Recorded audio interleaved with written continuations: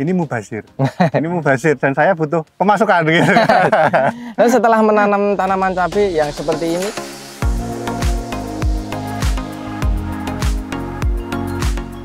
Assalamualaikum warahmatullahi wabarakatuh, sahabat petani semua. Video kali ini kita akan belajar tentang budidaya tanaman cabai yang menurut kami sangat istimewa karena ditumpang sarikan dengan tanaman alpukat, dan salah satu tujuan utamanya adalah menjadikan lahan ini sebagai lahan agrowisata. Hasil yang dihasilkan sangat memuaskan padahal ditanam oleh seorang petani pemula. Bagaimana kiat suksesnya? Video lengkapnya setelah yang satu ini.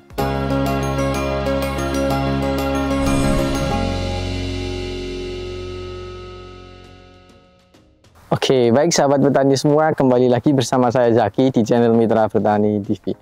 Seperti yang telah saya jelaskan di awal tadi, kesempatan kali ini kita akan belajar tentang budidaya pertanian, khususnya tanaman cabai, tapi ditumpang sarikan dengan tanaman alpukat itu sahabat petani semua. Teman-teman bisa melihat belakang saya adalah hamparan tanaman cabai, kemudian bagian kiri saya ini adalah tanaman alpukat. Produktivitas dari cabai yang dihasilkan ini sangat luar biasa. Hampir mau ambruk, kemudian dari serangan hama dan penyakit bisa dikategorikan sangat-sangat aman.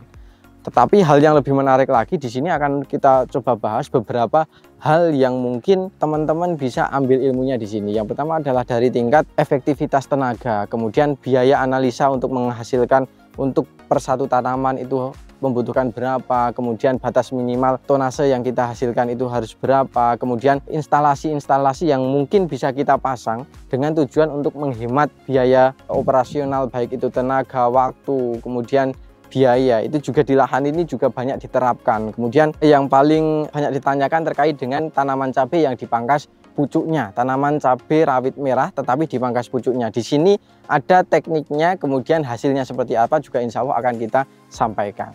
Pengen tahu kisah suksesnya seperti apa? Tanpa lama-lama lagi kita akan langsung masuk pada sesi wawancara. Oke, baik sahabat petani semua, di samping saya sudah ada sang pemilik lahannya langsung. Monggo Mas mungkin bisa memperkenalkan diri. Oke, selamat pagi nih ya Mas. Selamat pagi. Assalamualaikum warahmatullahi wabarakatuh. Perkenalkan saya Danang. Saya petani cabai pemula tepatnya Mas. Petani cabai pemula dan petani alpukat. Posisi saya di Desa Tinom ini, kecamatannya Godian. Kecamatan Godian, Kabupaten Sleman ya Mas. Sleman ya. Jadi Mas Danang yang beralamat di Kecamatan Godian, Kabupaten Sleman. Petani alpukat dan cabai. Fokus utamanya sebenarnya untuk tanaman alpukat atau cabai ini Mas? Alpukat. Alpukat. Alpukat. Karena rongganya terlalu jauh, makanya ditanami tanaman cabai. Ya. Untuk bertani sendiri Mas, untuk Mas Danang ini sudah lama atau baru saat ini? Baru tahun ini. Baru tahun ini? Baru mulai tahun ini. Kemudian kenapa memilih komoditas alpukat Mas? Alpukat saya mikirnya gini Mas, kan saya kan tadi pemula nih, kalau saya nanti panen, saya bingung buangnya kemana. Alpukat itu salah satu buah yang menurut saya itu ketika saya panen, saya bisa ada waktu agak lama untuk membuang. Kalau cabai misalkan kan harus hari ini panen, hari ini buang gitu kan. Kalau alpukat itu bisa nunggu seminggu sampai mungkin 2 minggu masih tahan. Makanya waktu itu saya milihnya ini. Karena teman-teman juga ada yang nanam durian, saya alpukat aja. Karena kan saya memang belum ada pandangan untuk menjual. Seperti itu. Kemudian kalau untuk alpukatnya sendiri Mas, ini totalnya ada berapa populasi dari berapa luasan tanah ini Mas? Ada 400-an. Dari total 12.000. 12.000? Ya. 12.000 meter persegi ya Mas ya. Betul. Dan ditanami alpukat semua ini Mas. Alpukat semua full. Kalau untuk saat ini seperti belum terlihat ya alpukatnya karena baru hanya satu lajur seperti ini. Yang terlihat untuk saat ini adalah tanaman cabainya. Ya. Dan menurut saya ini sangat mengerikan cabainya sampai mau roboh. Padahal ditanam oleh petani yang baru tahun ini saya tanam. Alhamdulillah baru tahun ini. Baru sekali ini saya tanam. Berarti di awal perencanaan Mas Danang itu tidak terfikirkan untuk menanam tanaman cabai? Tidak. Sama sekali tidak. Hanya karena melihat rongganya itu terlalu kosong, maka ditanami tanaman cabai. Betul. Saya memang benar-benar ini mubazir. Ini mubazir dan saya butuh pemasukan gitu.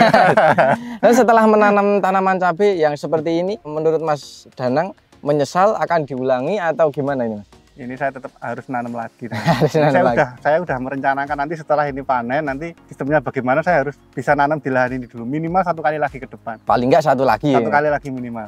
Oke, jadi kalau untuk Mas Danang awalnya memang lebih tertarik untuk tanaman alpukat, tapi karena rongganya terlalu kosong, makanya beliau menanami untuk tanaman cabai. Kemudian nanti mungkin suatu saat kita akan membuat video tentang tanaman alpukatnya, Mas, karena memang belum pernah. Tapi untuk saat ini yang jelas sudah panen adalah di tanaman cabainya. Kemudian kalau dari segi posisi, Mas, ini posisinya itu sangat enak. Kemudian di bagian tengah juga ada saung atau gubuk. Ini rencana besarnya dari Mas Danang sendiri ini hanya untuk menanam alpukat ini atau ada tujuan tertentu ini, Mas? Saya itu kan tinggal di desa ini, Mas. Tempatnya sepi, Mas. Saya pengen tempat saya itu agak rame gitu. Saya pengen nanti ini mau tak jadikan kayak semacam tempat metik buah alpukat gitu. Biar orang-orang yang jauh-jauh itu datang ke sini. Biar desa saya itu rame gitu. Saya pengen seperti itu. Jadi saya pengen jadi tempat wisata agro lah. Agrowisata itu. Agrowisata. Gitu. Niat saya alpukat. Ya, niatnya seperti itu. Mudah-mudahan nanti ya. Amin, bisa terrealisasi ya, Mas ya. Mungkin dari saat ini mungkin sekitar 2-3 tahun lagi ya, Mas ya. Nanti insya Allah akan panen, dan niat dari Mas Danang juga sangat mulia ya untuk desanya biar agak sedikit rame gitu. Dengan mungkin ada yang kalau kita beli alpukat langsung di pasaran mungkin kurang nyeni ibaratnya. Tapi kalau petik sendiri langsung di lahan mungkin rasanya pun juga akan lebih seger. Betul. Jadi untuk mensiasati hal tersebut, beliau karena rongganya memang masih sangat kosong ya, kalau tanaman alpukatnya masih kecil, makanya diakali untuk menanam tanaman cabai. Kemudian untuk tanaman cabainya sendiri, Mas, ini apakah sudah petik ini, Mas? Sudah mulai petik ini 1 bulan terakhir ini sudah mulai petik. Sudah beberapa kali pemetikan berarti ini, Mas? Seminggu 3 kali, Mas. Seminggu 3 kali? 3 kali seminggu. Berarti sudah 1 bulan 3 kali 4. 12-an kali? 12, kurang lebih 12 petik. Oke, kita akan belajar tentang budidaya tanaman cabai yang menurut saya ini banyak ilmu yang akan kita ambil dari Mas Danang, meskipun Mas Danang adalah petani pemula. Masih belajar. Dan masih sangat belajar karena baru pertama kali ini. Tapi kalau melihat hasilnya ini melebihi dari guru-guru kita malah. Jadi hasilnya sangat lumayan atau sangat memuaskan, dan bahkan Mas Danang pun yang awalnya coba-coba kayaknya malah jadi kecanduan. Jadi pengen nanam lagi. Yang pertama, Mas, untuk varietas yang digunakan dari tanaman cabai ini apa, Mas? Pakai rawit ori, Mas. Ori 212. Ori 212 dengan total populasi sekitar berapa tanaman ini, Mas? Yang besar sama yang kecil hampir 10.000. Jadi tidak satu tahap ya, Mas, ya? Dibuat beberapa tahap, 4 tahap. Kemudian dari total keseluruhan itu sekitar 10-an ribu. Kurang 10.000 tapi di atas 9.000. Oke, jadi di atas 9.000 tapi kurang dari 10.000 dari total semua populasi yang sudah panen dan yang baru tanam ibaratnya. Kemudian untuk jarak tanamnya sendiri ini pakai berapa, Mas? Ini sekitar 45 ke sininya, ke sananya 50 sampai 60. Karena saya kebetulan ngelubanginya juga nggak pakai alat, Mas. Pakai manual. Jadi kadang gitu lah, sendiri lah, nggak akurat lah. Nggak pasti sama gitu ya, Mas. Beda sama pakai mesin itu kan langsung. Bahkan saya nggak ngerti ternyata ada mesin untuk belum gitu, sampai saya nggak ngerti. Jadi awalnya karena baru pertama memang sama sekali nggak tahu ya, Mas. Jadi saya pakai kaleng susu itu, saya kasih areng, ya udah saya lubangin satu-satu. Padahal udah ada yang lebih praktis. Saya baru tahunya belum lama. Setelah ini terpasang baru tahu. Terpasang semua, Mas. Semua terpasang baru tahu. Tapi yang namanya belum tahu, mungkin besok juga bisa mencoba hal-hal yang lebih praktis gitu ya, Mas ya. Kemudian banyak hal yang menarik yang menurut saya itu perlu kita pelajari. Yang pertama adalah dari segi pola tanamnya, Mas. Dari segi pola tanam itu kalau saya melihat ini pangkas pucuk. Pangkas pucuk, ya. Pertimbangannya kenapa, Mas, untuk pangkas pucuk ini? Pertimbangan yang sekarang setelah saya tahu aja, Mas, ya, biar percabangannya itu banyak. Yang kedua, percabangannya juga besarnya biar sama, karena ketika saya potong pucuk nanti akan ada tunas baru, itu nanti saya seleksi lagi. Saya juga ada yang nggak saya potong, ternyata besarnya beda. Ada yang pertama itu besar, yang tukulannya itulah, Mas ya. Tunas airnya kecil-kecil, kurang optimal. Kurang seimbang gitu ya, Mas. Jadi akhirnya saya pakai metode. Jadi awal berarti ada yang mengenalkan atau kepikiran sendiri ini, Mas? Ada yang ngasih tahu. Ada yang ngasih tahu. Pucuk gitu. Tapi tidak dikasih tahu kenapa alasannya. Tidak dikasih tahu. Dipotong pucuk aja gitu. Setelah melihat seperti ini, oh ternyata alasannya seperti ini. Kalau yang tidak potong pucuk, biasanya tunas airnya tidak terlalu banyak. Dan kecil-kecil, Mas. Kalau ada pun juga tidak mau seimbang dengan batang utamanya. Kalau seperti ini mungkin jadi sama ya, Mas. Dari segi diameter antar batangnya itu sama. Kemudian untuk metode potong pucuk sendiri ini, Mas, ini dilakukan ketika umur berapa atau patokannya seperti apa, Mas, kemarin itu? Umur 3 minggu. 3 minggu. Jadi patokan sudah kira-kira nanti bisa keluar tunas sampai 6. Kira-kira bisa keluar 6 tunas, itu saya potong. Setelah dipotong itu ada seleksi lagi atau yang dipelihara ke 6-6-nya Oh, ada itu? Mas. Jadi ada 3 kali proses saya, Mas. Pertama saya potong pucuk, 1 minggu berikutnya saya rempeli nih tunas airnya yang kira-kira, kan saya kan target saya kan paling sekitar 4 atau 5. Ketika 6 itu nanti tumbuh semua, kita buang yang paling jelek dulu. Setelah itu nanti usia 6 minggu, nah itu seleksi yang terakhir itu kira-kira jelek langsung saya buang. Oke, jadi awalnya itu di 3 minggu itu tidak melihat tunas mana yang akan dipelihara, hanya asal melakukan pangkas pucuk gitu ya Mas ya. Kemudian 1 minggu setelahnya itu sudah mulai terlihat tunas seleksinya seleksi awal itu sudah mulai terlihat yang tidak kurang optimal akan dikurangi. Kemudian di minggu ketiga ke-6-nya itu sudah final ya Mas ya. Jadi yang mau dipelihara sudah dipelihara, tapi kalau yang tidak langsung dipotong.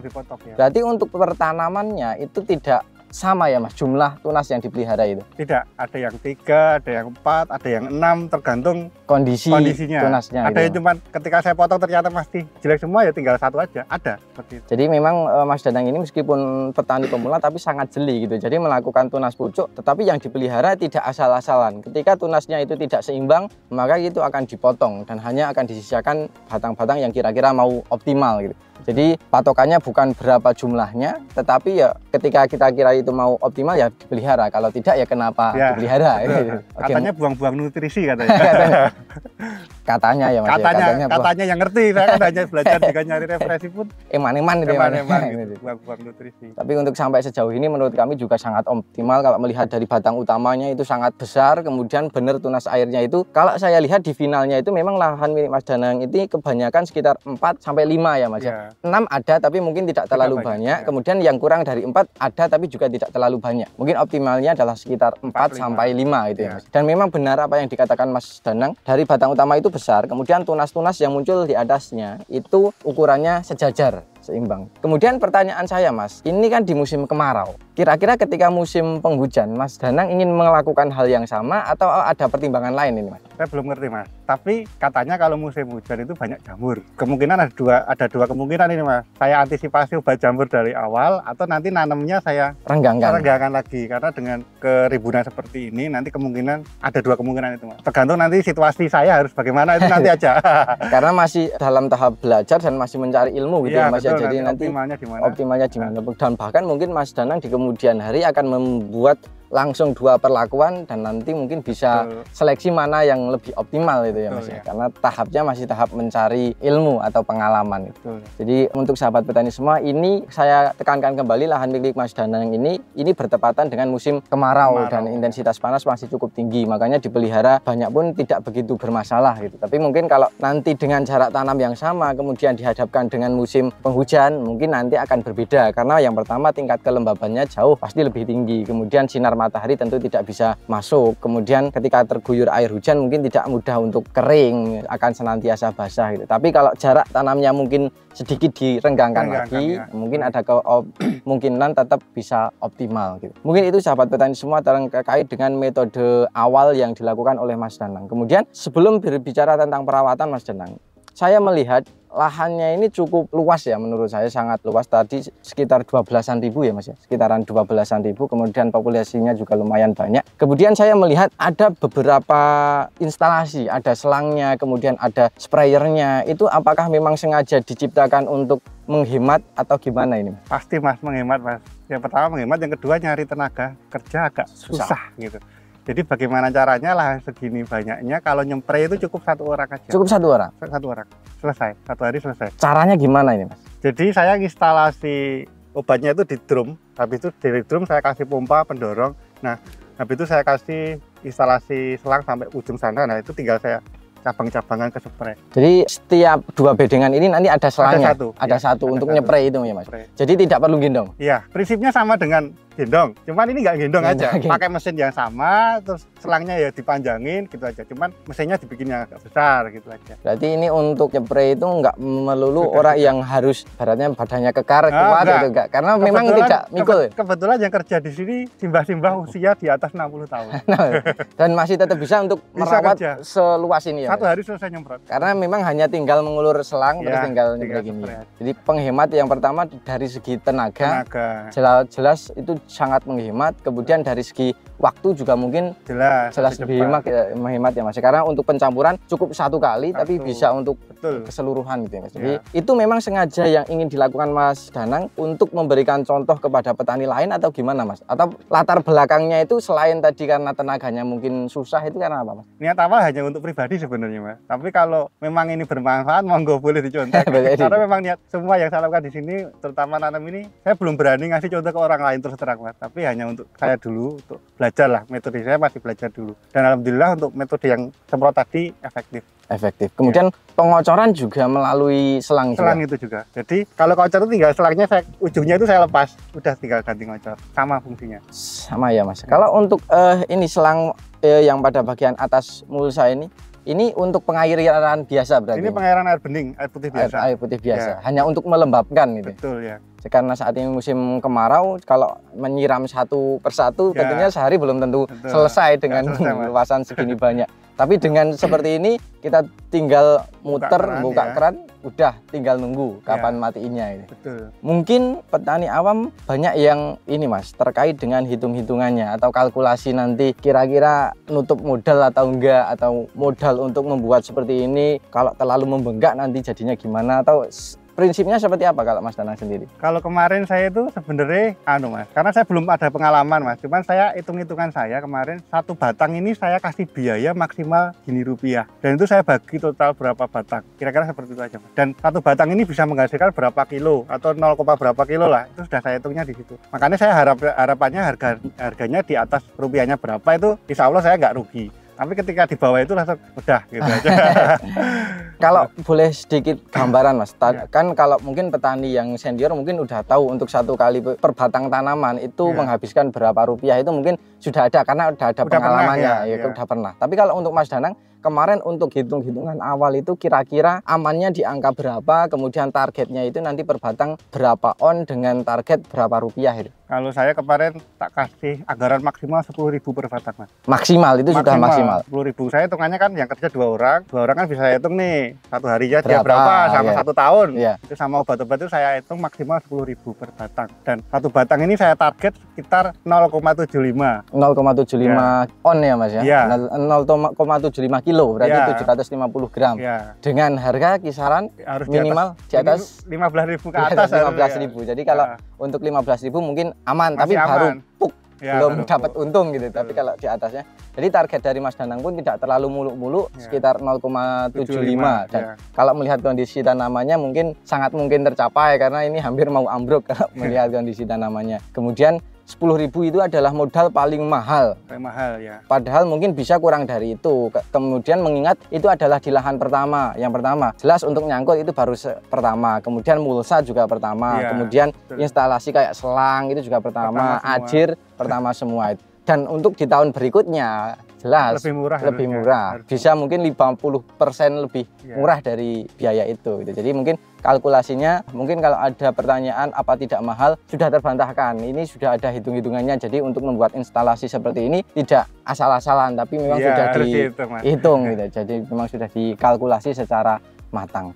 Dan mungkin itu Mas Danang. Dan dari segi metode-metode yang Mas Danang lakukan ini sejauh ini cukup efektif Mas. Alhamdulillah efektif. Dengan segini luas banyak yang merawat hanya 2 orang. 2 orang dan itu sudah, mohon maaf sih ibaratnya sudah sepuh sudah sepuh gitu. Dan itu mungkin solusi untuk teman-teman yang mengeluhkan untuk bertani tapi keterbatasan dalam waktu, kemudian dalam tenaga, dengan hal-hal yang tadi sudah dicontohkan oleh Mas Danang, itu bisa dicoba karena segini luasnya beliau hanya butuh 2 orang, bahkan mungkin besok bisa 1 orang karena memang segala sesuatunya bisa by mesin ya Mas ya. Jadi sudah ada alatnya semua, jadi tinggal ibaratnya tinggal ngontrol lah, jadi bisa sangat mudah untuk biayanya. Berarti untuk Mas Danang sendiri Mas, ini untuk percobaan di awal ini cukup berhasil atau ada yang perlu dievaluasi Mas? Misalkan kayak selangnya ini kan kemarin baru pertama kali masang, ini ada yang perlu dievaluasi atau sudah cukup atau gimana? Ada Mas, saya itu sudah pakai selang seperti ini ternyata masih tidak mampu. Jadi karena mungkin sekarang panas banget ya Mas ya, harus intensitasnya harus tinggi. Sekarang masih rebutan antara alpukat sama cabai ini Mas. sebentar ini. Jadi yang pertama nanti saya mau bikin pengairan yang lebih efektif lagi. Ini kan sekarang posisinya di atas. Nanti rencana saya yang itu udah saya bikin,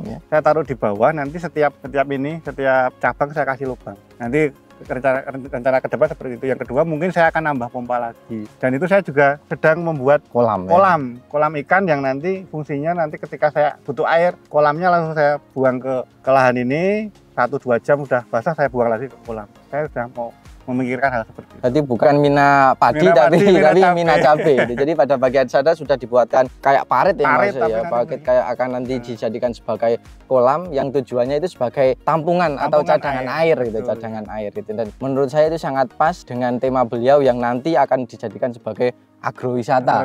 Nanti bisa melihat ikan, kemudian bisa melihat tanaman cabai, kemudian bisa panen alpukat. Jadi menurut saya itu sangat bagus. Kemudian untuk teman-teman yang mungkin suatu saat ingin datang ke sini Mas, apakah ada media sosial atau apa yang mungkin bisa diakses untuk teman-teman Mas? Atau Mas Danang apakah terbuka untuk teman-teman yang ingin datang ke sini khususnya untuk belajar tentang instalasinya atau tentang perawatannya itu gimana? Jika ingin ke sini boleh, monggo silahkan. Tapi saya sendiri juga saat ini sedang membuat video lah. Ya sebisa saya lah. Saya ketika saya aktivitas saya bikin video, saya upload juga di channel YouTube saya yang masih baru lahir ini. Saya namanya itu Dalem Agropark. Dalem Agropark. Ya di YouTube-nya itu. Oke, jadi nanti semua pengalaman saya di sini akan saya upload pelan-pelan. Jadi nanti coba akan kita sematkan di kolom deskripsi. Nanti buat teman-teman yang penasaran bisa langsung ke Dalem Agropark ya Mas ya. Di situ sudah banyak ditampilkan tentang aktivitas yang ada di sini. Kemudian mungkin suatu saat ketika teman-teman ingin bermain di sini silahkan, tapi kadang mungkin belum tentu bertemu dengan Mas Danang karena mungkin tentunya kesibukannya bukan ada yang lain. Bukan hanya di sini gitu. Tapi kalau untuk orang yang di lahan biasanya tetap ada standby ya. Ada tetap standby. Jadi mungkin itu sahabat petani semua terkait dengan video pertama yang kita tampilkan. Kita akan fokus pada video yang kedua yaitu tentang perawatan. Bisa menghasilkan tanaman gini bagusnya padahal dilakukan oleh petani yang masih sangat pemula. Nah, di video pertama ini sebelum saya akhiri saya akan mencoba menyimpulkan. Yang pertama, lahan milik Mas Danang ini baru pertama ya Mas ya, baru bukaan lahan yang tujuan utamanya itu adalah dijadikan sebagai agrowisata, petik buah alpukat. Awalnya hanya ingin menanam alpukat, tetapi berjalannya waktu kok melihat jarak tanamnya itu terlalu renggang. Sangat sayang untuk kalau tidak dimanfaatkan, kemudian juga perlu biaya untuk merawat alpukat ini. Kalau tidak ada sumber pemasukan dari lahan ini, berarti kita harus mengeluarkan biaya lagi. Tapi dengan adanya tanaman cabai ini, harapannya ini bisa untuk biaya untuk perawatan tanaman alpukat ini. Kemudian untuk tanaman cabai sendiri ini baru pertama kali Mas Danang melakukan perawatan, dilakukan dengan sistem pangkas pucuk. Kalau kita belum pernah menampilkan tanaman yang dilakukan pangkas pucuknya untuk tanaman cabai merah, cabai rawit merah, ini lahan milik Mas Danang adalah salah satu contohnya. Dilakukan pangkas pucuk ketika umur sekitar 3 minggu. Kemudian di minggu keempat beliau melakukan seleksi. Kemudian di minggu ke-6 ya Mas. Ke-6 itu seleksi finalnya. Final gitu. Jadi jumlah yang dipelihara itu tidak berdasarkan hitung-hitungannya, tetapi kondisi dari tunas yang muncul. Ketika kondisinya tidak seimbang, maka itu akan dipangkas. Tetapi kalau semuanya optimal, itu akan dipelihara. Dan rata-rata milik Mas Danang ini ada sekitar 4-5, mayoritas adalah itu. Kemudian benar untuk batang utamanya menjadi lebih besar, kemudian tunas airnya juga menjadi lebih seimbang. Kemudian untuk buahnya juga kayaknya lebih banyak ya Mas ya kalau melihat. Tujuan awalnya Mas Danang juga hanya katanya, jadi intinya dipangkas pucuk biar tunas airnya banyak gitu. Dan alhamdulillah memang tunas airnya banyak. Kemudian beliau juga menuturkan bahwa ini di musim bertepatan dengan musim kemarau. Tetapi kalau untuk musim penghujan nanti perlu ada beberapa yang perlu kita siasati. Pertama mungkin dari jarak tanamnya yang kita renggangkan, atau dari fungisidanya yang mungkin lebih kita kuatkan karena biasanya lebih identik dengan kelembaban dan serangan patogen penyakit. Kemudian untuk instalasinya beliau memang desain sedemikian rupa dengan hitung-hitungan yang sudah sangat masuk akal. Beliau membuat RAB-nya itu per tanaman adalah maksimal adalah sekitar 10.000. Kemudian beliau belikan beberapa di samping untuk perawatan, tetapi untuk penghematan dari tenaganya. Beliau membuat beberapa saluran di situ untuk nyepray juga sudah tinggal jalan, nggak perlu gendong lagi. Kemudian untuk penyiraman yang saat ini musim kemarau, yang katanya kalau ngocor itu sangat melelahkan. Kalau Mas Danang tidak, karena hanya tinggal muter keran. Jadi sangat simpel, dan alhamdulillah yang harusnya dilakukan oleh beberapa orang di lahan ini cukup dilakukan oleh 2 orang yang usianya juga sudah lumayan sepuh gitu. Dan alhamdulillah hasilnya pun juga tetap optimal. Kemudian di kemudian hari beliau akan mencoba membuat mina cabai. Jadi pada bagian ujung sini itu nanti akan dibuatkan kolam yang tujuannya adalah sebagai penampung untuk air, sekaligus juga nanti mungkin ikan itu juga mengeluarkan kotoran yang mungkin akan mengandung pupuk dan itu akan diserap oleh tanaman gitu. Jadi sangat menguntungkan.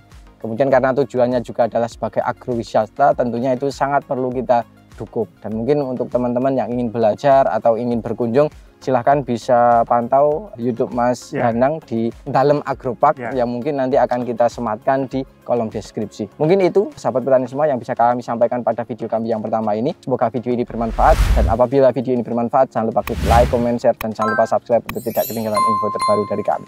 Terima kasih dari saya Zaki, terima kasih Mas Danang. Terima kasih telah menonton ya Mas ya. Salam Mitra Bertani Indonesia. Wassalamualaikum warahmatullahi wabarakatuh. Waalaikumsalam. Dan sampai jumpa di video kami yang kedua.